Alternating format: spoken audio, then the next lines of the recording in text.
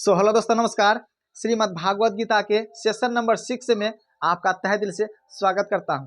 दोस्तों, session number 5 में आप यह जान चुके हैं कि किस तरह से अर्जुन के विजय के लिए स्वयं भगवान श्री कृष्ण, प्रभु श्री राम, उनकी पत्नी माता सीता और प्रभु श्री राम के सेवक महाबली हनुमान जी उपस्थित थे। तो आइए इस कहानी के दौर को आगे बढ़ाते हुए सेशन नंबर 6 में चलते हैं और जानते हैं, इससे आगे की कहानी पढ़ते हैं कि आगे की कहानी में क्या हुआ। तो आइए इसे पढ़ते हैं, ध्यान से सुनिएगा। अर्जुन ने कहा, अर्जुन भगवान श्री कृष्ण से क्या कहते हैं तो आइए सुनते हैं कि हे अच्युत, कृपा करके मेरा रथ दोनों सेनाओं के बीच ले चलिए।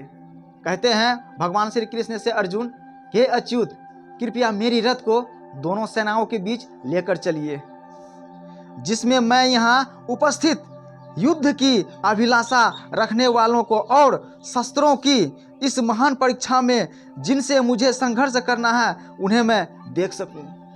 कहते हैं कृष्ण भगवान, हे माधव, कृपया करके मेरे रथ को दोनों सेनाओं के बीच लेकर चलिए, ताकि मैं उन लोगों को स्पष्ट रूप से देख सकूं जो मेरे साथ युद्ध में मुकाबला करने वाले हैं। मैं उन महावीरों को, मैं उन महायोद्धाओं को अपने आँख से, अपने नेत्र से देख सकूं, स्पष्ट रूप से समझ सकूं जो मेरे साथ लड़ने वाले हैं, मुकाबला करने वाले हैं। और उस शस्त्रधारी से भी मिलना चाहूँगा, उस महाबली से भी मिलना चाहूँगा जो मेरे साथ युद्ध करने वाले हैं। तो आगे पढ़ते हैं, सुनते रहिएगा। यद्यपि कृष्ण साक्षात भगवान हैं, किंतु वे अहकुति कृपावश अपने मित्र की सेवा में लगे हुए हैं। देखिए क्या कहते हैं कि भगवान श्री कृष्ण स्वयं भगवान हैं, लेकिन वे अपने मित्र की सेवा में लगे हुए हैं। अर्जुन जो कहते हैं भगवान श्री कृष्ण वे करते जाते हैं। आगे पढ़ते सुनते रहिएगा। वे अपने भक्तों पर स्नेह दिखाने में कभी नहीं चूकते हैं, इसलिए अर्जुन ने उन्हें अच्युत कहा। कहते हैं भगवान श्री कृष्ण अपने दोस्त को, मित्र को, भक्त को अपना स्नेह दिखाना कभी नहीं छोड़ते हैं, इसीलिए अर्जुन भगवान श्री कृष्ण को अच्युत कहते हैं। सारथी रूप में उन्हें अर्जुन की आज्ञा का पालन करना था। हाँ, देखिए कितनी अच्छी बात है। कहते हैं सारथी रूप में भगवान श्री कृष्ण को अर्जुन की आज्ञा का पालन करना था, क्योंकि भगवान श्री कृष्ण अर्जुन के सारथी बने थे और उन्होंने इसमें कोई संकोच नहीं किया।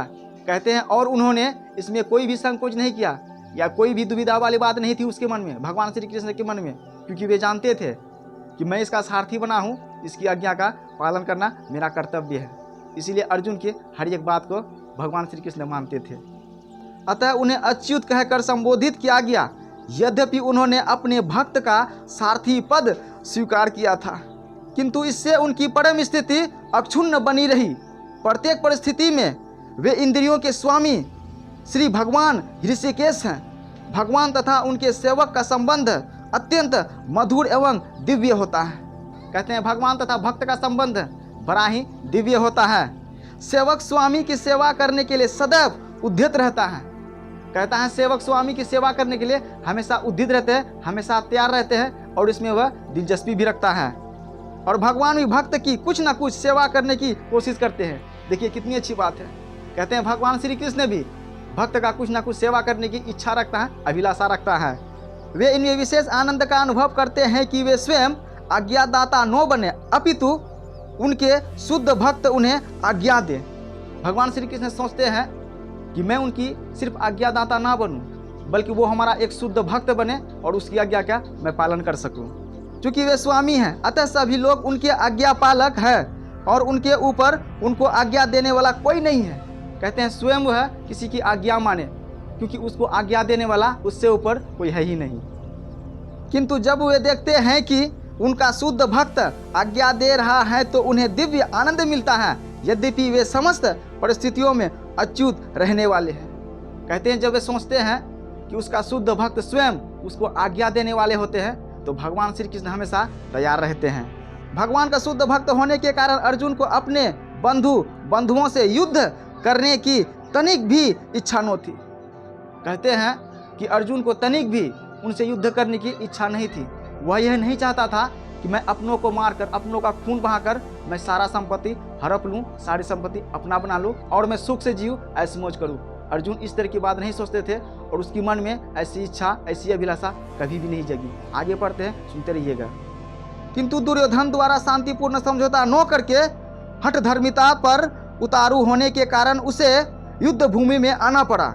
कहते हैं कि अर्जुन यह नहीं चाहते थे कि हम भाई भाई में लड़े, किंतु दुर्योधन की हठधर्मिता के कारण उसे युद्ध में आना पड़ा, अपनों के सामने आना पड़ा, अपनों के सामने आमने सामने लड़ना पड़ा।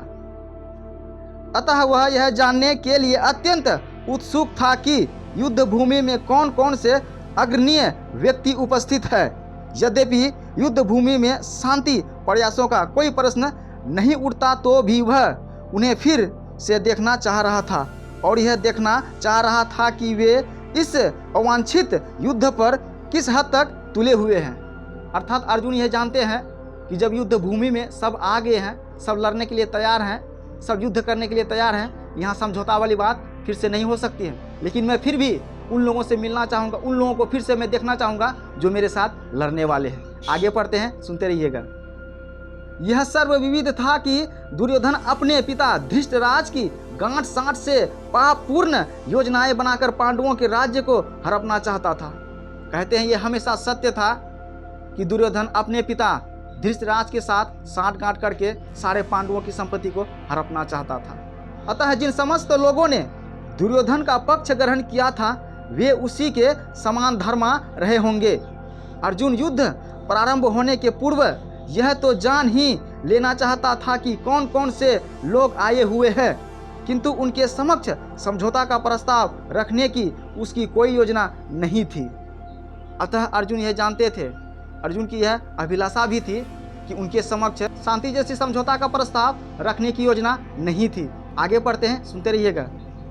यह भी तथ्य था कि वह उनकी शक्ति का, जिसका उसे सामना करना था, अनुमान लगाने की दृष्टि से उन्हें देखना चाह रहा था। यद्यपि उसे अपनी विजय का विश्वास था क्योंकि कृष्ण उनकी बगल में विराजमान थे। अर्जुन जानते थे, उसे विश्वास था कि युद्ध में मेरी ही जीत होगी, लेकिन फिर भी उन लोगों को देखना चाहता था, उन लोगों से मिलना चाह रहा था, जो उसके साथ लड़ना चाहता था, उसके साथ मुकाबला करना चाहता था। कितनी मज़ेदार किस्से हैं, कितनी मज़ेदार कहानियाँ हैं। तो आइए आगे पढ़ते हैं, सुनते रहिएगा। संजय ने कहा, अब देखिए, संजय जो धृतराज को उसके कक्ष में बैठे बैठे युद्ध की सारी बातें, सारी घटनाएं सुना रहे हैं। अब संजय की बात आ गई। संजय धृतराज से क्या कहते हैं, सुनिएगा। संजय ने कहा, हे भरतवंशी, अर्जुन द्वारा इस प्रकार संबोधित किए जाने पर भगवान श्री कृष्ण ने दोनों दलों के बीच में उस उत्तम रथ को लगाकर खड़ा कर दिया। अर्थात कहने का मतलब है, संजय धृतराज को कहते हैं कि हे भरतवंशी, अर्जुन के कहने पर भगवान श्री कृष्ण ने दोनों सेनाओं के बीचों बीच रथ को खड़ा कर दिया। तो आइए इससे आगे सुनते हैं। इस श्लोक में अर्जुन को गुडाकेश कहा गया। गुडाकेश का अर्थ है नींद, और जो नींद को जीत लेता है। कहते हैं इस श्लोक में अर्जुन को गुडाकेश कहा गया। गुडाकेश का मतलब वो होता है जो नींद को जीत लेता है। नींद को जीत लेता है वह गुडाकेश है। नींद का अर्थ अज्ञान भी है। अतः अर्जुन ने कृष्ण की मित्रता के कारण नींद तथा अज्ञान दोनों पर विजय प्राप्त की थी। कृष्ण के भक्त के रूप में वह कृष्ण को क्षण भर भी नहीं भुला पाया, क्योंकि भक्त का स्वभाव ही ऐसा होता है। यहाँ तक कि चलते अथवा सोते हुए भी कृष्ण के नाम, रूप, गुणों तथा लीलाओं के चिंतन से भक्त कभी मुक्त नहीं रह सकता। अतः कृष्ण का भक्त उनका निरंतर चिंतन करते हुए नींद तथा अज्ञान दोनों को जीत सकता है। इसी को कृष्ण भावनामृत या समाधि कहते हैं। प्रत्येक जीव की इंद्रियों तथा मन के निर्देशक अर्थात ऋषिकेश के रूप में कृष्ण अर्जुन के मंतव्य को समझ गए कि वह क्यों सेनाओं के मध्य में रथ को खड़ा करवाना चाहता है। अतः उन्होंने वैसा ही किया और फिर वे इस प्रकार बोले। और इससे आगे इस प्रकार अर्जुन भगवान श्री कृष्ण से क्या बोले, क्या सवाल करते हैं, दोस्तों इससे आगे की कहानी अगले सेशन में। तब तक के लिए जय हिंद, वंदे मातरम।